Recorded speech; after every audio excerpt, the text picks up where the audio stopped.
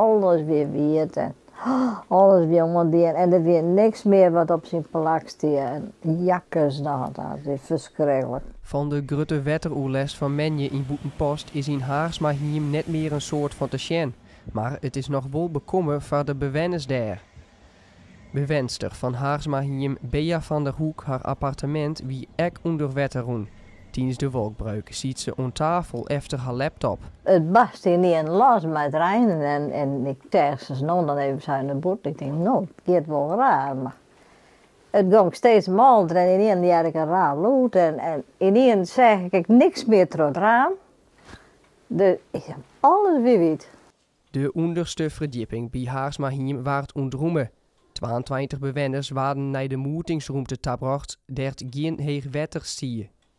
Toen kwamen ze weg, dus ik moet je toch even meenemen. En in die tijd zeg ik hier om me heen.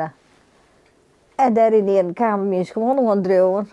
Hoe hoog stond het wetter in jouw kamer? Dat stiert, dat krijgt door de enkels. Als het straks weg gaat regen of gaat hagel in, ben je dan bang dat het nog een keer gaat barren? Nou, echt bang ben ik net, maar ja, je wil het daar net vanzelf. De schrik zit erin. Nou ja, misschien ook wel een beetje bang, maar bang voor wetter ben je. Met die ellende al hier en die troep. En, goh, maar hier zit er niks meer op. Hè?